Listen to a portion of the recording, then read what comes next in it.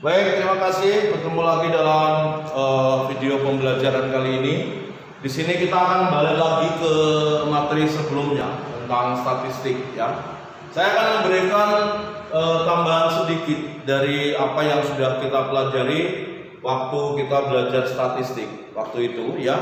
Karena ada beberapa bagian yang belum komplit diajarkan maksud saya di buku cetak tidak ada, jadi saya akan tambahkan sedikit saja, ya. Nah, di sini kita perhatikan ada sebuah data tunggal hasil pengukuran tertentu yaitu 4398 dan seterusnya. Nah, ini kita buat yang namanya statistik jajaran. Statistik jajaran itu adalah data yang sudah diurutkan, ya. Maka pengurutannya dari yang terkecil sampai yang terbesar. Berarti yang paling kecil adalah 2. Ini 2 sudah kita ambil, kita coret supaya nanti nggak kelewat. Kemudian 3, kemudian 4-nya ada 2. Ini setelah 4 adalah 5. Kemudian setelah 5 6, lalu 7. 6, 7, 8, 9, 8-nya ada 2, 9-nya ada 2. Ini kalau kita hitung 1, 2, 3, 4, 5, 6, 7, 8, 9, 10, 11. Ini juga ada 11. 1, 2, 3, 4, 5, 6, 7, 8, 9, 10, 11, ya. Nah, setelah kita dapatkan statistik jajaran ini, maka ada yang disebut dengan statistik minimum. Statistik minimum atau disingkat dengan X-min. Itu adalah datum yang paling kecil. Tentunya kalau sudah dijajarkan akan kelihatan. Statistik minimum datum yang paling kecil yaitu 2. Kemudian ada statistik maksimum. Datum yang paling besar, ini X-max. Yang paling besar adalah 9, ya. Nah, kemudian nanti ada beberapa istilah yang harus kita tahu. Jadi ini statistik jajaran, statistik minimum, statistik maksimum, lalu ada namanya jangkauan.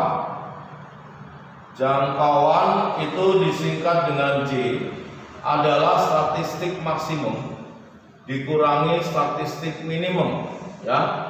Nah, karena kita datanya sudah ada, maksimumnya 9, minimumnya 2, maka jangkauannya adalah 7, ya.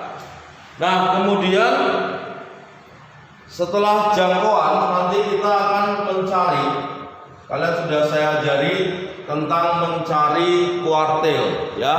Nah, bagaimana menentukan kuartil? Ini N-nya ada 11. Berarti kuartil tengahnya adalah datum ke-6. 1, 2, 3, 4, 5, 6. Ini adalah Q2. Kemudian separuh bagiannya berarti di sini adalah Q1, tengah-tengahnya lagi. Ini juga sama, ini adalah Q3. Maka yang saya bilang waktu itu bahwa nilai Q1 itu pasti lebih kecil daripada Q2. Dan yang paling besar adalah Q3. Maka kita dapatkan dari data tersebut, Q1-nya 4. Q2-nya adalah 6. Kemudian Q3-nya adalah 8. Kuartil bawah, tengah, sama atas, ya. Nah, lalu ada yang disebut dengan jangkauan antar kuartil. Jangkauan antar kuartil, atau biasa disebutnya dengan hamparan. Hamparan. Nah, ini disingkat sebagai H, ya. Hamparan itu disingkat sebagai H. Dicarinya adalah Q3 min Q1.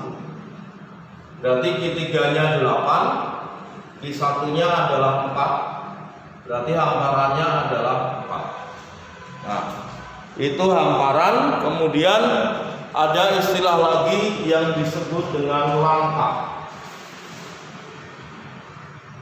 langkah, atau disebutnya sebagai L. L itu adalah 3/2 dari H, atau 3/2 dari Q3 min Q1 ya. Maka karena hamparannya sudah dicari, ini 3/2 kali 4, jadi kita sederhanakan jadi sama dengan 6 ya. Itu mengenai hamparan. Kemudian nanti ada lagi yang disebut dengan pagar dalam. Pagar dalam itu adalah Q1 min L. Q1 nya berapa tadi? 4. L nya itu adalah 6, berarti min 2. Kemudian ada pagar luar, Q3 plus L. Q3 nya adalah 8, L nya adalah 6, jadi ini adalah 14 ya. Kemudian ada yang disebut dengan rataan kuartil. Rataan kuartil ini dicarinya dengan setengah dari Q1 plus Q3. Berarti setengah dari Q1 nya 4, Q3 nya 8, 12 ini ya dibagi 2, 6 ya. Kemudian ada rataan 3.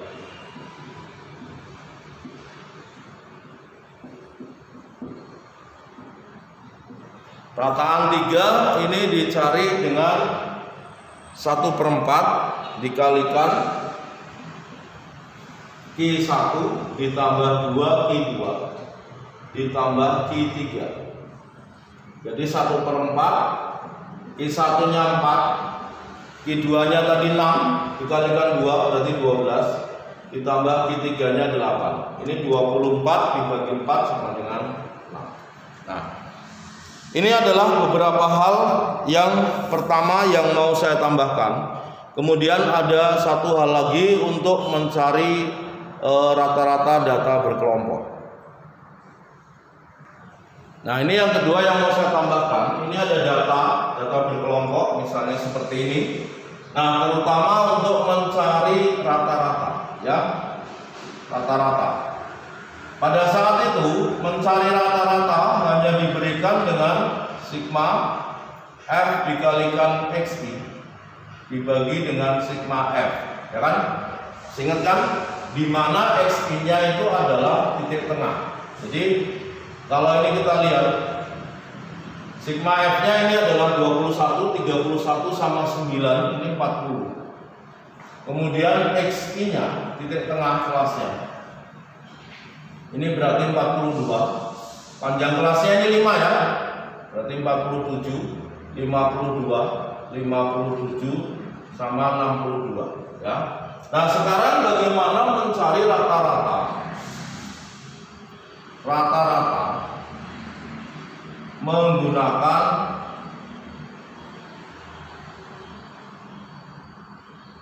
rataan sementara.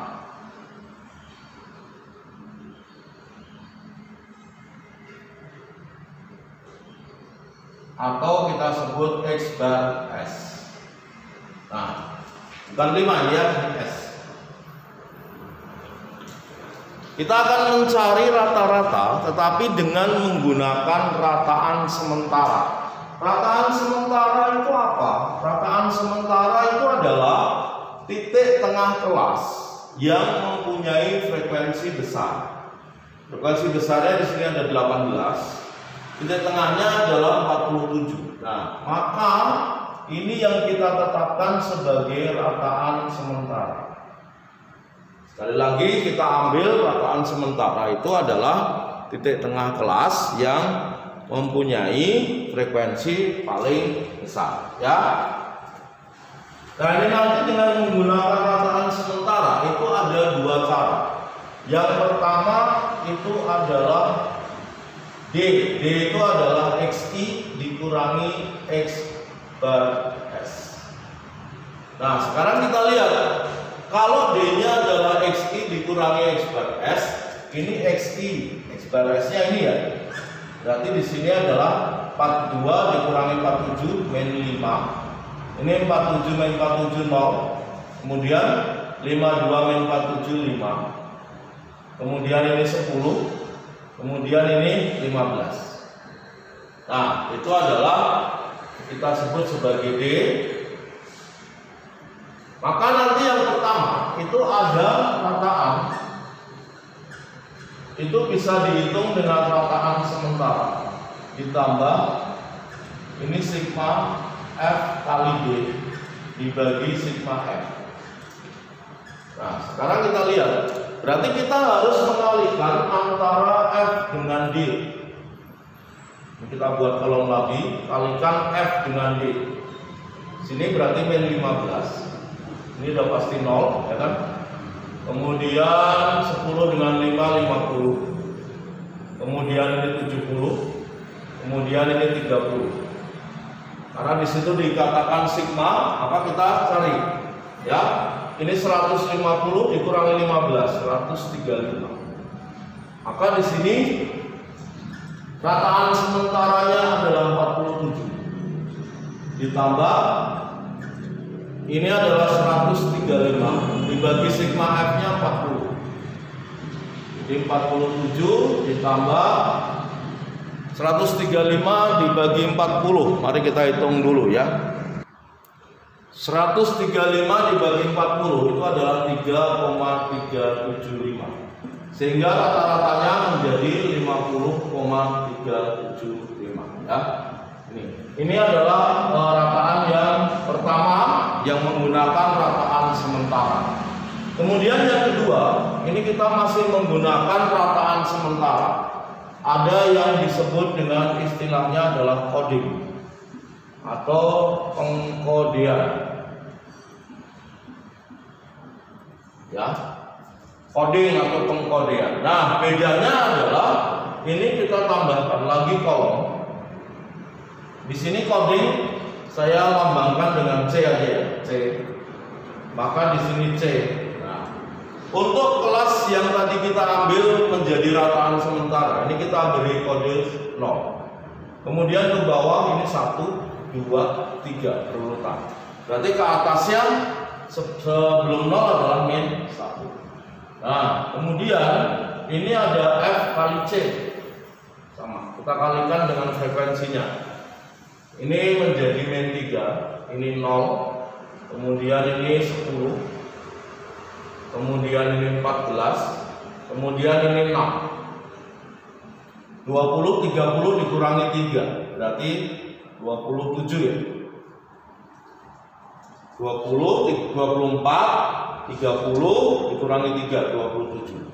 Nah, bedanya kalau menggunakan coding itu hanya di sini ini adalah sigma F kali C dibagi sigma F, tetapi harus dikalikan dengan I.